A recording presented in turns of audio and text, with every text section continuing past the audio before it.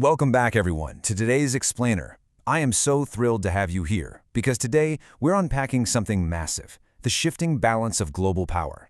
Think about it.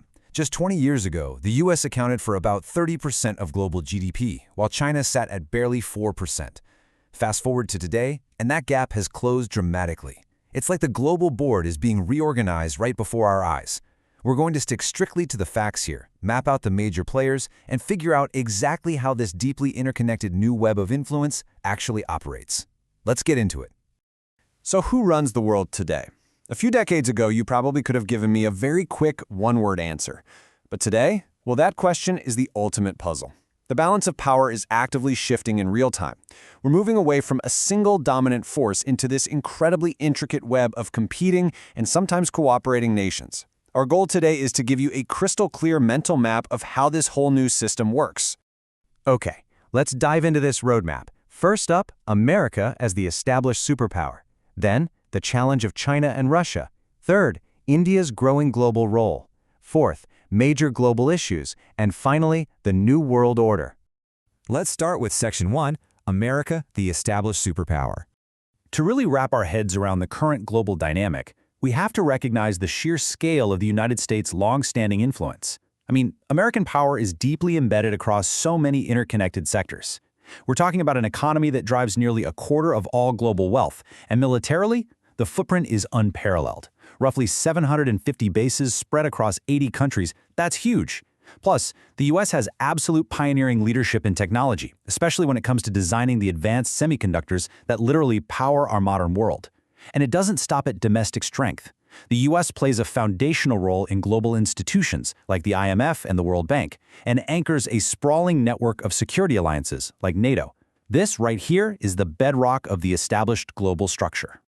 Moving on to Section 2, the challenge of China and Russia. So, on one side, we've got the established US dominance we just talked about, but on the other, the monumental rise of China. Over the last 2 decades, China has completely cemented itself as a colossal economic engine and the world's largest trading nation. And alongside that massive economic boom, they've built up immense military strength. Actually, they now boast the world's largest navy by number of ships. What we're witnessing right now is intense, ongoing competition between the US and China over arenas that will literally define our future. We're talking dominance in 5G and artificial intelligence, global trade pathways shaped by their trillion-dollar Belt and Road Initiative, and of course, hard power regional influence in the Indo-Pacific. Then there's Russia. Russia remains a highly capable military power, but right now, its influence is most visible in its profound disruption of global systems. The Russia-Ukraine conflict hasn't just sent shockwaves across that specific region, it has directly rewritten the global playbook. I mean, it forced a massive, incredibly rapid pivot in worldwide energy markets, severing long-standing European dependencies on Russian natural gas almost overnight. This conflict has fundamentally altered international security frameworks and sent permanent ripples throughout the entire global economy. That brings us to Section 3, India's growing global role. India is absolutely surging forward right now as one of the fastest-growing major economies on the planet. But you know what? Their real geopolitical genius lies in diplomatic balancing. India is masterfully navigating the divide between opposing powers.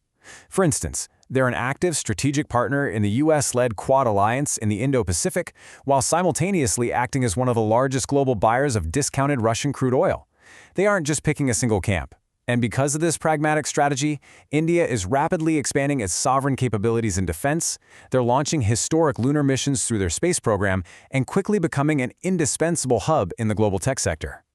When we look at all these powers together, the overlap is really striking. You can immediately see how the US and China are locked in this high-tech and economic parity, basically functioning as the primary heavyweights.